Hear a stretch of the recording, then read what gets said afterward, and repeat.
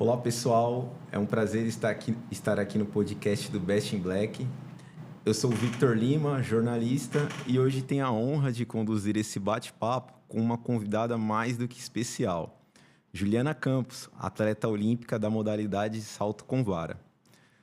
Juliana, seja muito bem-vinda. É um prazer enorme te receber aqui. Para começarmos de forma leve, eu gostaria de te fazer a seguinte pergunta. Quem é a Juliana fora das pistas e dentro das pistas? Por favor, nos conte um pouco mais sobre você. Agradecer o convite, fico muito feliz em participar do podcast. E vamos conversar bastante hoje para eu poder contar um pouquinho mais de mim, mas já vou começar dizendo que eu sou atleta de salto com vara, atleta olímpica. Já sou atleta há muitos anos, tenho 14 anos de atletismo e 8 anos de ginástica. Então, minha vida inteira foi ser atleta. Não sei, acho que fazer outra coisa, apesar de ser formada em administração. Mas eu vivo em função do esporte e sou muito feliz fazendo isso. E, enfim, acho que daqui a pouco vocês vão poder conhecer um pouquinho mais, além da Juliana Campos. Uau, que legal. Ju, aproveitando esse gancho que você trouxe para essa pergunta, como você fez para conciliar o estudo com o esporte, né? Já é tão difícil a gente ser um atleta de alto rendimento sem continuar o estudo. Como você fez? Você se formou em administração? Conta um pouquinho mais para a gente, por favor. Foi. Eu fico feliz que eu fiz isso quando eu era mais jovem, porque eu também não consigo imaginar fazer isso hoje. Era uma rotina bem puxada para mim. Eu morava na época em São Caetano e de manhã eu treinava em Santo Amaro e à noite eu estudava em Perdizes. Então eu estudei na PUC, me formei lá na PUC e era essa rotina. Então de manhã eu tinha que ir treinar, voltava para São Caetano e depois tinha que ir de novo para São Paulo. O que me salvava é que eu ia com um fretado que fazia essa linha aí, São Caetano, São Paulo. Então eu ia dormindo e acho que foi assim que eu consegui me formar. Então eu tinha que ter esse tempo de recuperação. E então eu treinava de manhã e estudava à noite, era bem puxado. Eu não sei se eu conseguiria fazer hoje, porque eu já sou mais velha, mas na época eu tinha bastante energia. Nossa, que legal. Ju, aproveitando, o salto com vara não é uma modalidade tão popular no Brasil. O que te fez escolher esse caminho? Eu brinco assim que eu fui escolhida pelo salto com vara. Realmente, até hoje em dia, mesmo depois que o Thiago Braz foi campeão olímpico, a gente teve a Fabiana Múria como campeã mundial, a gente vê que é difícil ter acesso ao salto com vara. Então, realmente, as crianças você não vê muita gente falando, ai, mãe, eu quero fazer salto com vara. E realmente também não foi o meu caso. Eu comecei fazendo ginástica, eu me profissionalizei dentro da ginástica e mais ou menos ali por volta dos meus 15 anos, eu estava dentro de um clube esportivo muito grande aqui em São Paulo e eles me fizeram um convite, você não quer testar o salto com vara? Eu brinco que na ginástica eu estava ali competindo entre as melhores, eu competi com a Rebeca, a gente se conhece, mas ela ficava em primeiro e eu ficava em último. Tudo bem. E aí, por conta disso, eu já tinha crescido bastante também, eu tenho 1,75 m e para ginástica é muito alta. Eles me fizeram esse convite de testar o salto com vara, eu fiz, me dei bem, gostei e daí para frente me encontrei. Então, meio que o salto com vara que me escolheu e eu fico muito feliz de ter tido essa oportunidade de ser apresentada ao salto com vara. Nossa, que espetacular. Então, entre uma situação na qual você se viu ali impossibilitada, entre aspas, de continuar em uma modalidade, abriu-se um espaço para você começar uma outra modalidade e se inspirar para continuar a realizá-la e ser essa atleta de alto rendimento que você é hoje. Parabéns. Obrigada, não, com certeza.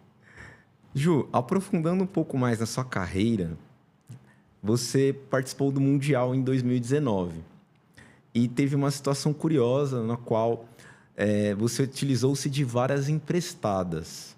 Como foi viver aquele momento? Você poderia contar um pouco para a gente sobre esse seu sentimento, dessa situação? Foi em 2019, no Mundial Universitário. Não foi a única ocasião que eu usei vara emprestada, eu usei em uma outra ocasião. E nessa ocasião, o Mundial Universitário ele foi realizado na Itália. E a gente tem essa dificuldade muito grande para transportar as varas. As varas, elas têm... As femininas, elas variam ali de 4,30 metros para 4,50 metros. Elas não dobram, elas têm que ser transportadas por inteira. E muitas vezes, se a gente tem que fazer um voo com escala, às vezes a vara pode ser que ela se perca na escala. E foi o que aconteceu comigo. A gente fez uma escala, não me lembro onde, e... lembrei. E as varas ficaram paradas em Portugal e eu estava na Itália. E a gente fazia solicitação, a vara, nada, nenhuma atualização da vara. Só que isso acontece não só comigo, isso acontece ao redor do mundo. Óbvio que todos os atletas eles tentam ao máximo evitar esse tipo de situação, porque não é a situação mais adequada, mas acontece. Então, a comunidade de salto com vara, ela é muito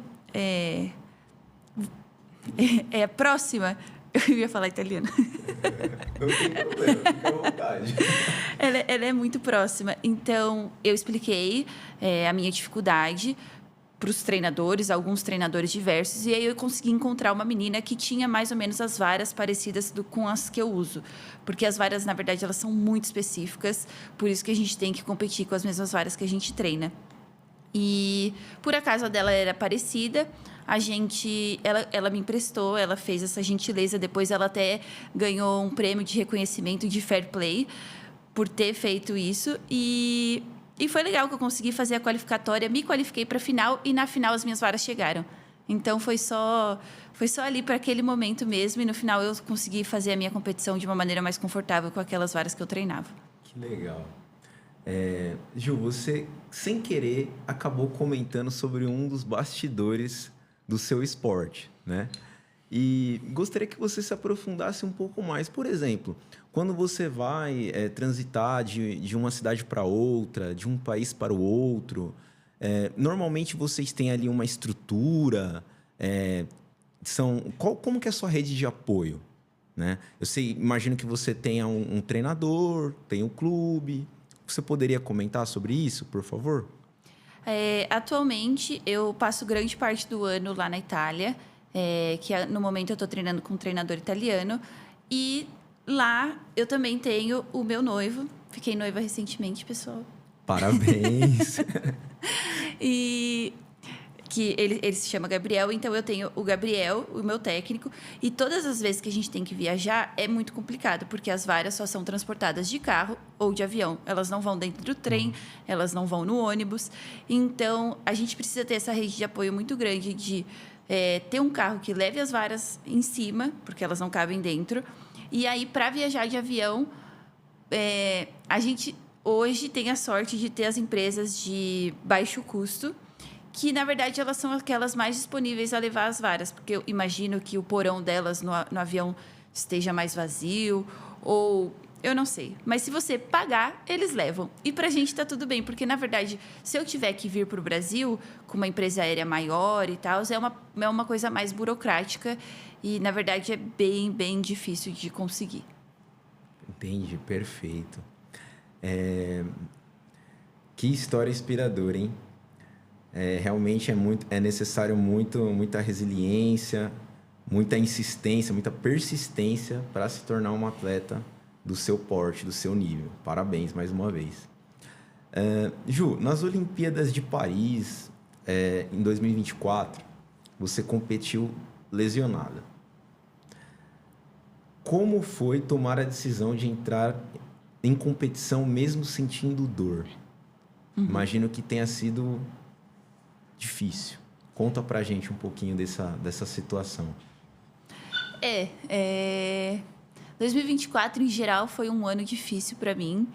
Eu queria muito me qualificar para as Olimpíadas. Seria a minha primeira, foi a minha primeira. Só que as coisas não estavam indo tão bem no treino. Eu não estava me sentindo tão bem tecnicamente. Eu tinha essa dor no meu pé direito muito, muito forte. Eu já tinha feito algumas ressonâncias durante o ano e não apontava nada, apontava uma inflamação no osso, mas a gente não conseguia entender o que era. Nesse meio do caminho, as Olimpíadas em agosto, eu estava com a dor já desde o início do ano. Em maio, eu torci o outro pé e rompi o meu ligamento. Então, eu tive que me reabilitar. Na verdade, eu mal me reabilitei. Eu comecei a competir com aquele, a gente chama de Aircast, aquela proteção, o estabilizador do pé, no pé esquerdo. E o pé direito que doía. E eu só continuei. Eu tinha um objetivo muito claro, que era participar dos Jogos. Era um sonho que eu queria realizar. Eu já tinha ficado um pouco frustrada de não ir para Tóquio. E eu queria a todo custo, não importava como. E então eu não estava me importando muito com a minha dor. Óbvio que aquilo influenciou o meu ano como um todo. Não acho que influenciou a minha performance no dia da competição. Eu saltei a minha melhor marca da temporada, que foi 4,40 m. Terminei em 21º lugar. Óbvio que eu queria mais, porque na época eu já tinha como melhor marca 4,60 m. Mas eu dei o meu melhor. Eu dei o meu melhor que eu tinha naquele dia, naquele ano. E aí, depois das Olimpíadas, eu fui atrás de resolver os problemas nos pés. Passei com 2 médicos especialistas de pé. Um deles me falou, olha, eu queria que você fosse nesse laboratório aqui, por mais que não faça parte do seu convênio, eu acho que seria importante. Eu fui naquele laboratório, paguei R$2.000 para fazer uma ressonância, mas realmente, aparentemente, a máquina era melhor, porque ele me explicou que é como se a máquina tivesse mais frames, então mais cortes do osso, assim, ao invés de fazer uma foto a cada, sei lá, 1 milímetro, ele faz uma foto a cada meio milímetro. E nessas fotos apareceu que eu estava com uma fratura interna no meu osso do pé direito. E aí eu descobri que realmente eu tinha competido com o pé, entre aspas, fraturado. Entre aspas não, né? Porque foi isso mesmo. E, enfim, só tenho a agradecer. E depois eu passei com o Dr. Rafael Marum, que foi quem fez toda a minha reabilitação. A gente precisou de vários aparelhos, procedimentos para conseguir resolver isso. E eu fico muito feliz porque resolveu.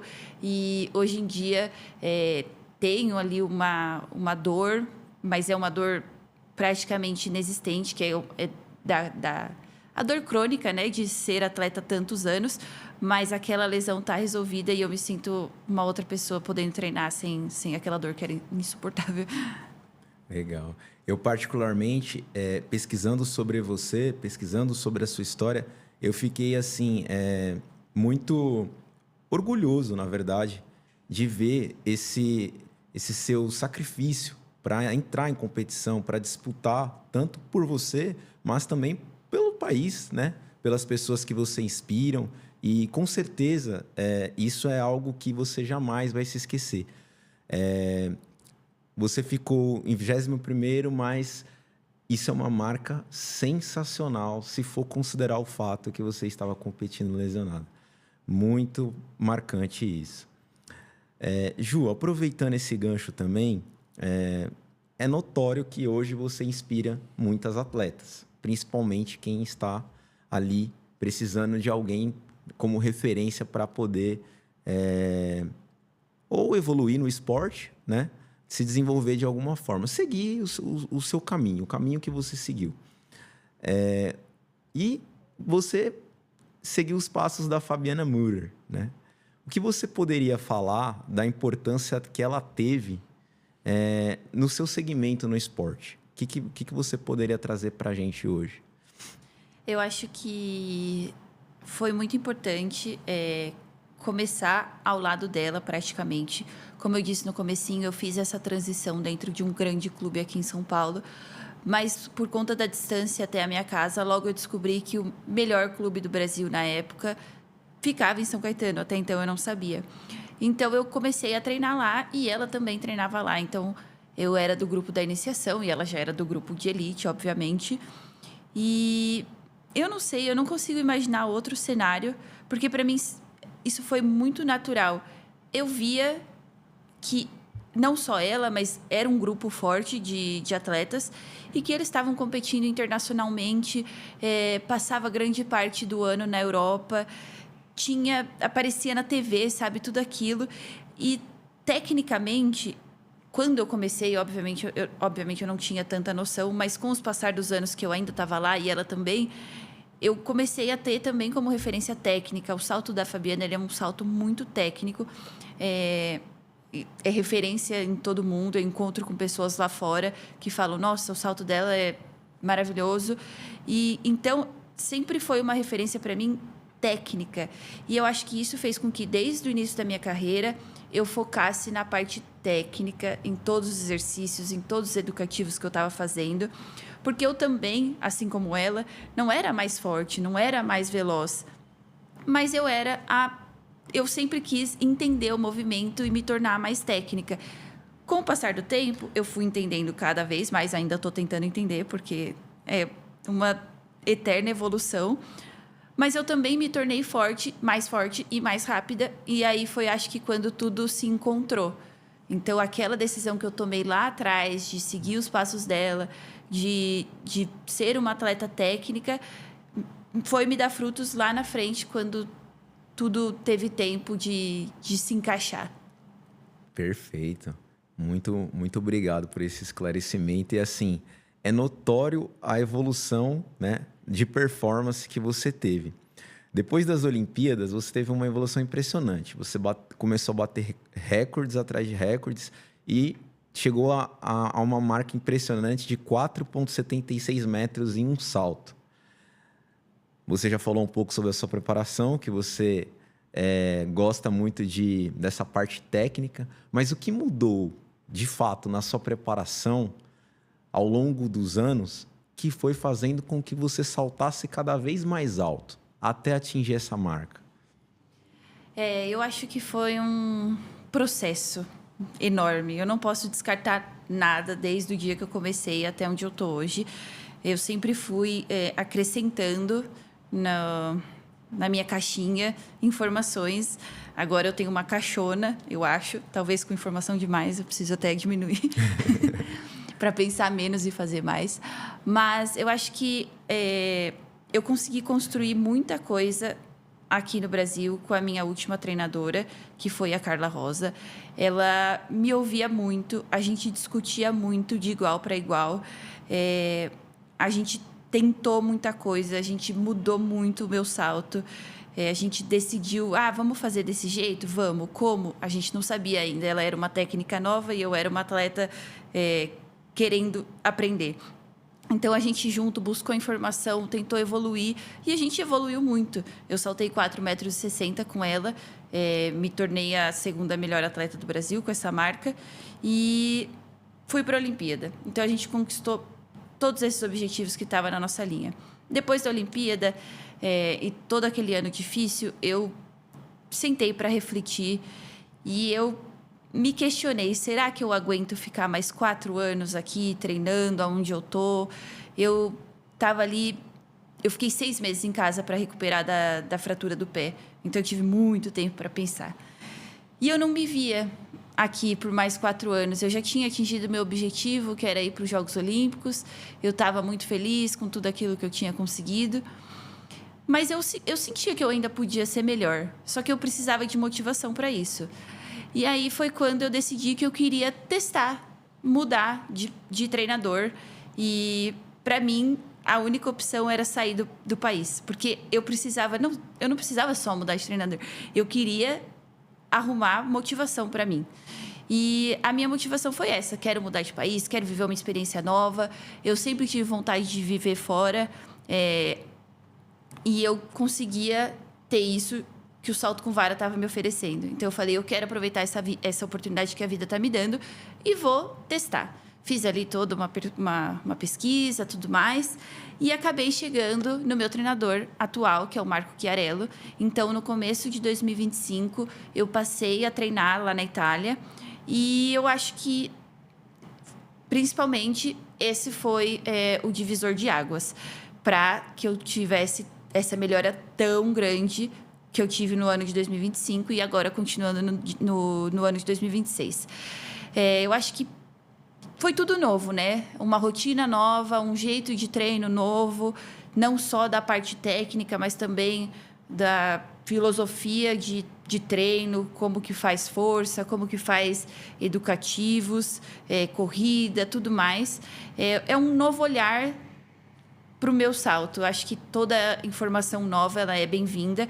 Nessa altura do campeonato, eu também sou uma atleta que eu consigo trocar muito com o técnico. Então, ele tem o meu feedback, eu tenho o feedback dele. Nunca é uma informação que chega de cima para baixo. É uma informação que chega de lado. Então, a gente discute sobre o que é melhor para o meu salto. E ter esse novo técnico que também me ouve, assim como a Carla me ouvia, mas trazendo novas informações, trazendo novas energias, podendo estar competindo entre as melhores do mundo. Infelizmente, hoje, o salto com vara, eu acho que grande parte do atletismo, ele não acontece na América do Sul. Ele acontece um pouco nos Estados Unidos, mas a maior parte está na Europa. Então, poder estar lá competindo entre as grandes atletas, eu acho que também foi uma coisa que, para mim, foi muito importante e que me preparou para estar nesses grandes palcos e poder performar bem também nas grandes competições. Porque senão a gente vira leão de treino, né? Só que não só de treino, mas de pequenas competições também. E, na verdade, a gente precisa conseguir performar na competição grande. O problema é que a gente chega na competição grande e a gente se sente num tamanhozinho, uma formiga, entre um monte de leão. E a gente não é mais leão, a gente vira formiguinha. E poder me acostumar a estar competindo com as meninas que são campeã olímpica, campeã mundial, a gente está competindo praticamente todo final de semana junto, chega na competição importante e você fala, não, peraí, ela já me conhece, eu também já conheço ela. Então, aqui a gente está de igual para igual, ninguém é leão, todo mundo é gatinho. No final da competição, a gente vê quem virou leão. Faz muita diferença.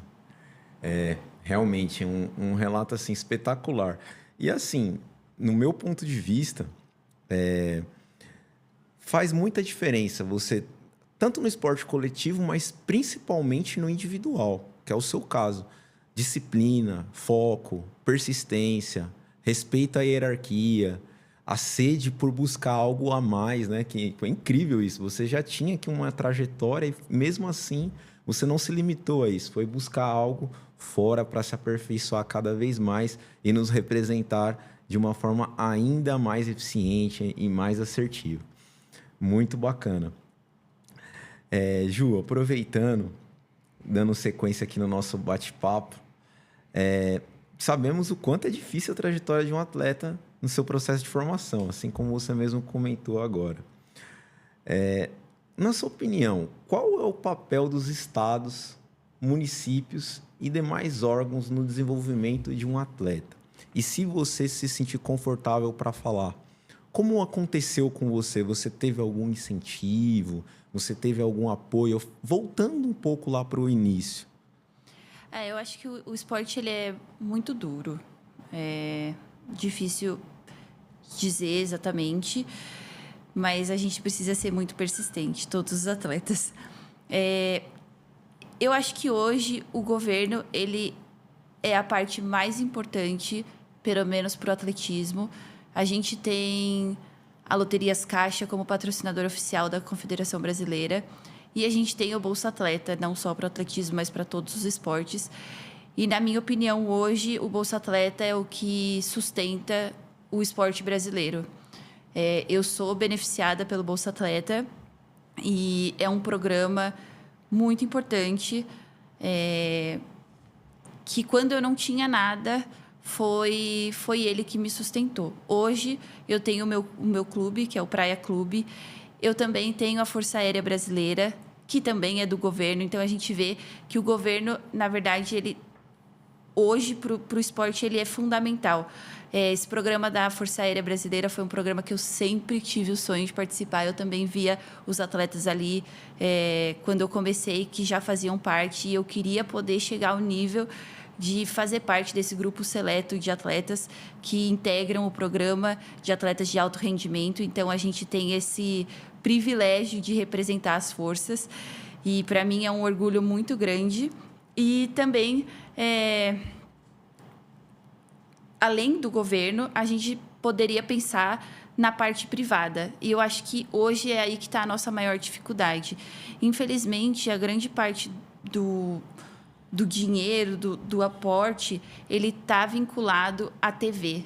E aí, o atletismo ele ainda hoje não tem muito espaço na TV brasileira. E eu fico muito triste, porque lá na Europa, o atletismo ele é um esporte muito consumido.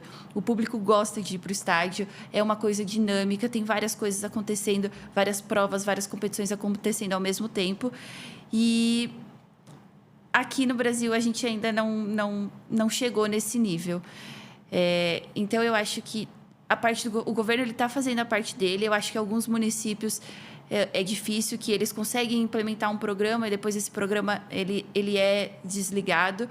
Às vezes, como atleta, eu lá no começo, eu fiquei desamparada em alguns momentos, porque a gente começa a integrar uma equipe ali daquele município e, por algum motivo, que eu não sei realmente, mas devem ter muitos motivos, aquilo é desligado. E aí o atleta ele fica sem suporte nenhum, não sabe o que fazer. E por isso que eu falo que teve momentos que a minha única fonte financeira era o Bolsa Atleta. Óbvio que quando a gente atinge um nível maior, as coisas começam a acontecer. Mas estou na luta aí ainda de encontrar a parte privada acontecer para mim também. Mas, enfim, hoje eu me sinto bem amparada, mas por enquanto a gente ainda precisa provar muito para depois ser reconhecido. Eu acho que falta um pouquinho, mas aí também não sei. Não é culpa de todo mundo e não é culpa de ninguém ao mesmo tempo. É difícil você apostar num talento, porque talentos acontecem e não acontecem. Mas eu gostaria que acontecesse mais. Pessoal, fica aí a dica, hein? Então, patrocinadores, por favor, nós estamos diante de uma atleta de alto rendimento e que está inspirando uma nova geração, uma nova safra. O atletismo como um todo vem crescendo no nosso país, né? E faz toda a diferença. Faz toda a diferença. Você tem vivido experiências entre Brasil e Europa. Quais são as principais diferenças que você percebe? Você comentou um pouco de estrutura, mas quais são as principais diferenças que você vê hoje entre o Brasil, ou se quiser focar na Itália, que é onde você está vivendo também, se você puder falar um pouquinho para a gente? Eu acho que, como atleta de salto com vara, a maior diferença está em fazer parte do salto com vara. A gente aqui no Brasil, a gente fica muito distante das competições, das convenções. Então, por o salto com vara ser essa comunidade muito grande que eu te falei, cada competição que eu participo, os técnicos se conversam, as atletas se conversam, técnicos conversam com atletas, não tem muita barreira.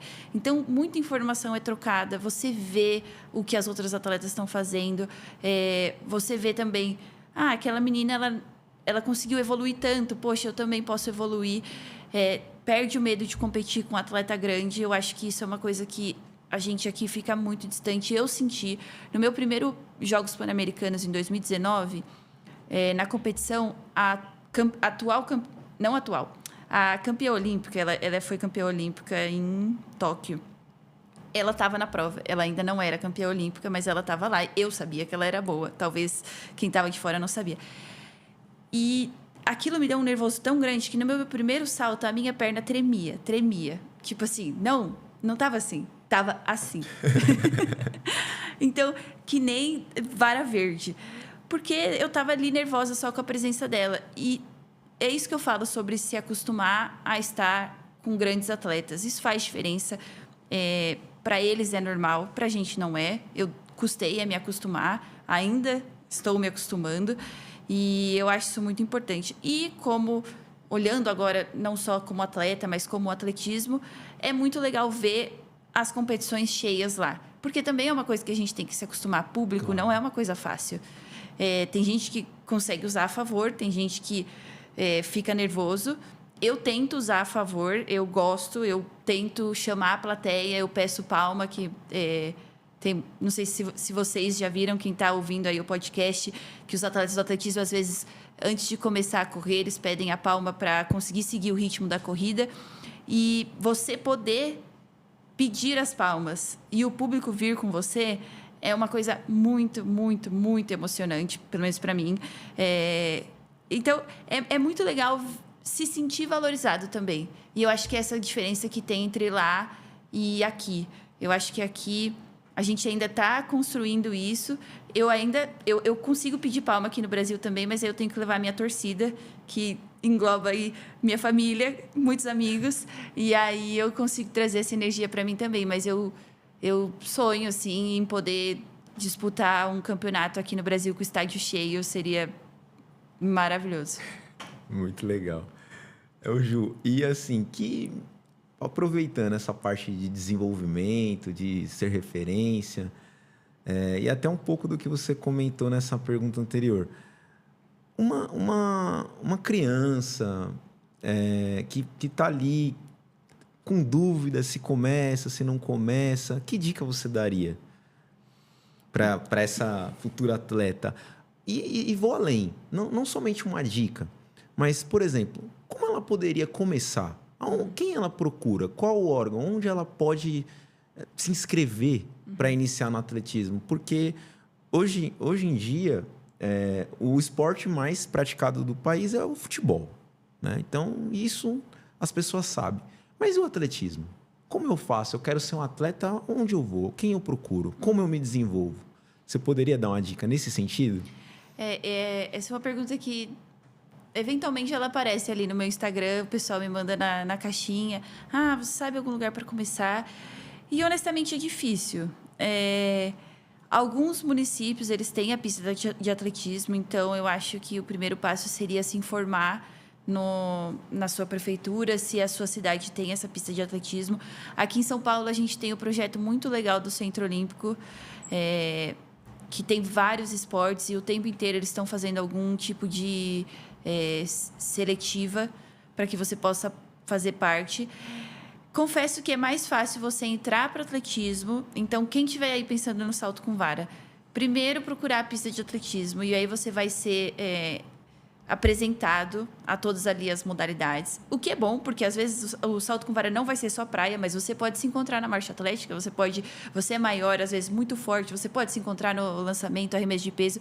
O atletismo é muito legal, que ele tem espaço para todo mundo. Quando você vê uma delegação de atletismo, o pessoal não entende, fala, mas que esporte que vocês fazem? Porque tem um alto, tem um baixo, tem um forte, tem um magrinho. Não consegue entender. Então, tem espaço para todo mundo. Porque tem o lançamento, tem os saltos, tem a velocidade. E, então, eu acho que o caminho seria esse. Procurar a pista de atletismo do seu município. E ali, pouco a pouco, você vai conseguir entender o que vai ter disponível. O salto com vara, ele é um esporte caro. As varas, elas não são acessíveis. Então, a gente depende da estrutura do local de treino. Por exemplo, no Centro Olímpico, eu sei que eles têm algumas varas. Eu sei que no Clube Pinheiros, eles também têm algumas varas. No Rio Grande do Sul, acho que em Blumenau eles têm em Balneário. Então, depende muito. O salto com vara realmente é um esporte que, por enquanto, está mais restrito, mas o atletismo, ele é a porta de entrada. Então, se você quiser começar no atletismo, você procura a pista e logo, logo, os treinadores, eles vão saber te indicar qual é a melhor prova para você e te indicar o local específico para fazer o salto com vara. Muito legal. Agradecemos essa grande dica, né? E você comentou até do Instagram, então isso é muito legal. Você costuma responder ali o pessoal que pede uma dica, que tá ali se inspirando, às vezes aquele seguidor ali que te admira, quer fazer uma pergunta, mas ali fica ali com vergonha, porque isso acontece, né? Porque para nós, seres mortais, de repente você tá ali de frente com o seu ídolo, não necessariamente você fica naquela expectativa, você vai ter a resposta ou não. Como que você é na rede social? Pergunta difícil, né? Eu tento muito. Eu, normalmente, assim, se é um período mais tranquilo, eu tento responder todo mundo.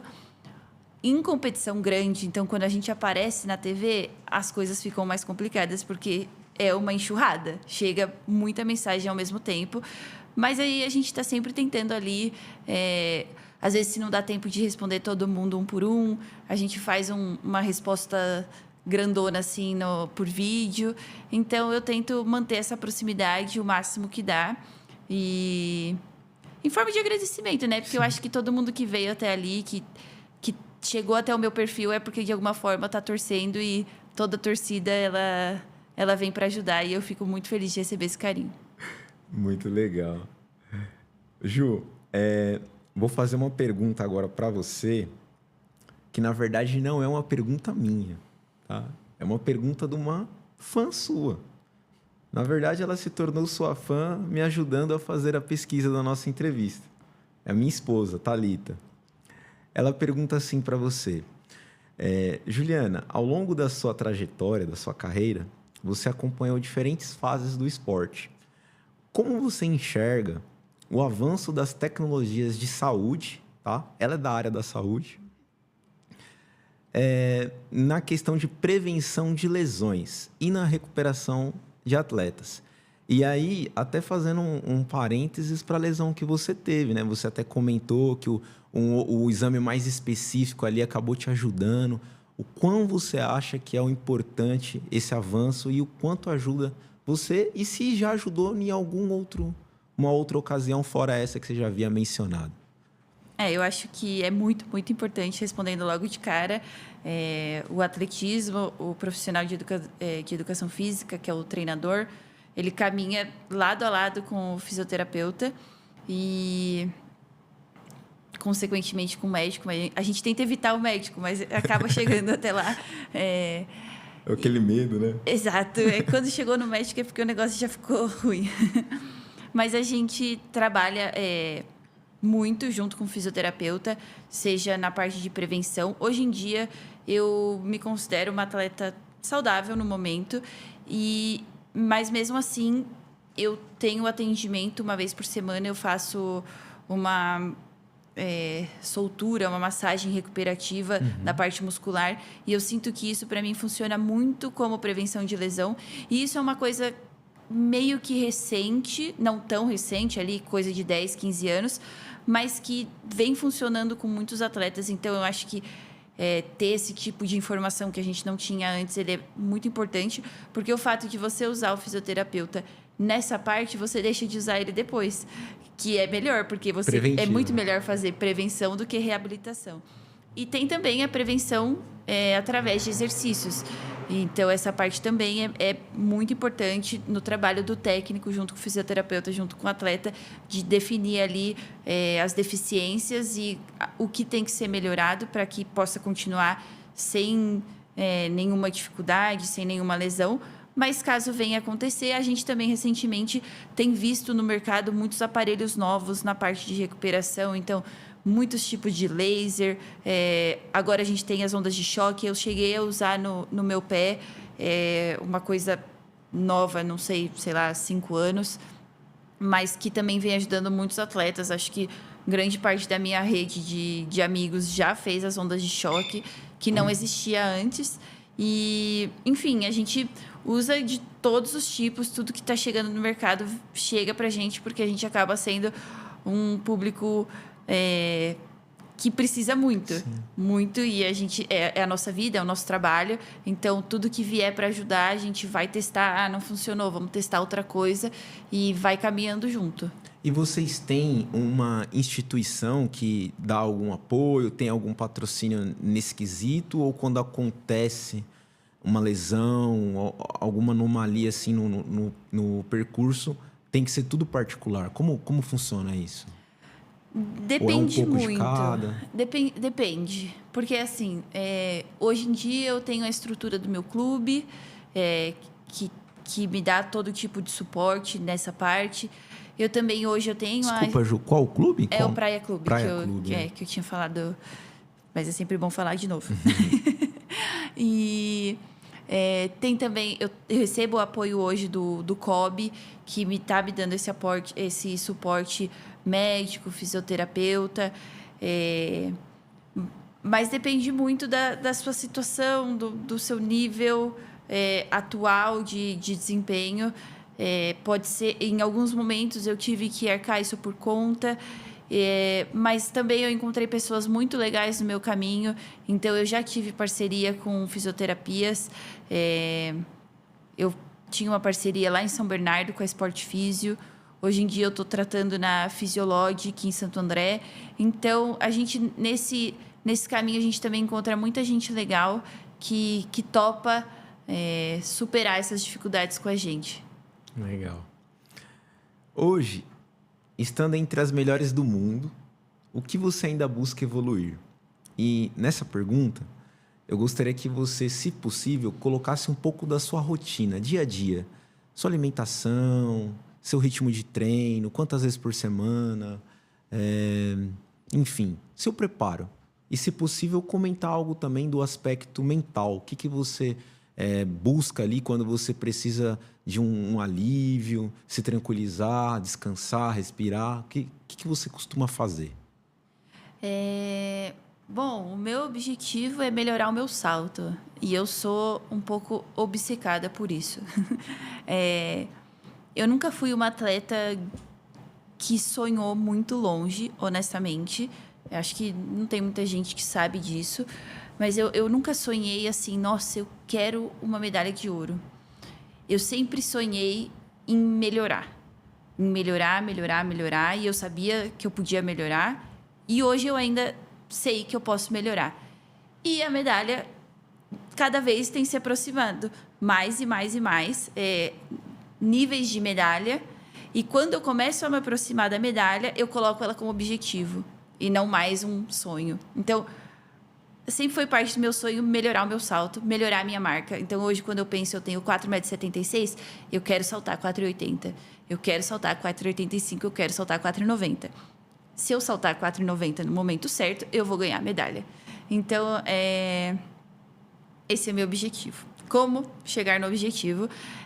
Lá, agora na Itália, eu treino só de segunda a sexta. Por incrível que pareça, os meus resultados melhoraram muito. Então, quando eu cheguei lá, eu até falei pro meu técnico que eu não me sentia muito segura com isso, porque aqui no Brasil eu treinava de segunda a sábado, que me parecia pouco demais. E, na verdade, não, porque eu descobri também que o descanso ele é importante. Então, hoje em dia, na minha rotina, o sábado e domingo ele é muito importante para desligar a cabeça do treino e conseguir realmente pensar em outras coisas, como você disse, desligar o cérebro. Porque quando a gente treina de sábado, de manhã, sábado à tarde a gente está cansado, sábado à noite a gente não quer fazer nada, porque domingo já tem que descansar e segunda-feira treinar. Então, agora, no final de semana, eu consigo passear no sábado e descansar no domingo, porque a semana depois vai começar intensa novamente. E aí, a semana, eu salto 2 vezes na semana, porque é uma atividade com muito impacto, então realmente machuca e a gente precisa de tempo para recuperar entre as sessões de salto. Nos outros dias a gente faz força. Eu tenho um dia também que ele é voltado para o treinamento de ginástica artística, voltado para o salto com vara, porque a gente fica de ponta cabeça e tem alguns movimentos que eles podem ser reproduzidos no ginásio de ginástica artística. Então, é uma variação ali de exercícios muito técnicos, técnica de corrida, velocidade. E porque salto com vara, basicamente, ele vai transformar energia cinética em potencial elástica. Falando de física, é uma modalidade que tem muita física envolvida.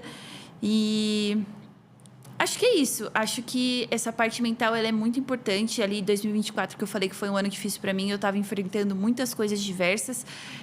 Esse sistema de qualificação hoje do Mundial, que foi imposto pela Federação Internacional de Atletismo, ele é muito difícil. Você tem que se manter numa constante de resultados muito alta. E naquele momento, em 2024, eu acredito que eu tenha vivido um burnout. Em um belo dia, no meio do treino, eu não sabia mais saltar com vara. E eu sei que foi um excesso ali que não foi bom. Hoje em dia eu tento equilibrar isso muito melhor. Eu tenho acompanhamento com o psicólogo. E acho que é uma junção, né? A gente fala que atleta é atleta o tempo inteiro. Então, quando a gente vai dormir, quando a gente sai com os amigos, a gente está pensando em manter a nossa performance. A gente está o tempo inteiro pensando no treino. Não vou comer isso. Ou, pessoal, eu tenho que ir embora agora porque eu preciso dormir, senão amanhã eu não vou recuperar para o treino. E é importante respeitar isso, que talvez em alguns momentos eu tenha passado um pouco do ponto. Como eu disse, eu sou obcecada, eu quero muito melhorar o meu salto. Mas é importante lembrar e entender que, às vezes, é mais importante descansar do que só treinar. Legal. Ju, a gente está caminhando para o nosso encerramento. mas antes eu não poderia deixar de mencionar a sua última competição, né? Você disse que teve uma última competição e você teve um resultado muito satisfatório. Você pode comentar um pouquinho sobre essa competição, onde foi e qual foi esse resultado? Eu fiquei muito feliz. Foi o Mundial Indoor de Atletismo que aconteceu agora em março na Polônia. Eu fiquei em 7º lugar e eu saltei 4,70 m. É a minha terceira melhor marca da vida. É a minha melhor marca de pista indoor. A pista indoor, para quem não conhece, é a pista fechada lá na Europa. Eles dividem a temporada entre temporada de inverno e temporada de verão. Como faz muito frio, a temporada de inverno ela é realizada numa pista mais curta, de 200 metros, com algumas provas que acontecem ali, como na pista de atletismo normal. E o salto com vara é uma delas. Então, eu fiquei muito feliz. Foi a minha primeira temporada indoor por completo, porque como eu tô ficando mais lá na Itália do que por aqui, eu consegui fazer essa sequência de competições. Foi muito intenso. Eu queria muito ter saltado 4,70 m antes, porque era a marca mínima para qualificar para o campeonato. Não era a única forma de qualificar. Então, eu consegui qualificar mesmo assim, sem ter saltado essa marca antes. E ela veio no melhor momento, que foi ali no Mundial. Fiquei muito feliz de atingir essa marca. Essa marca me colocou no 7º lugar. Mas, por tentativas, que eu não consegui a medalha de bronze, porque as meninas que ficaram em 3º lugar, elas também saltaram 4,70 m.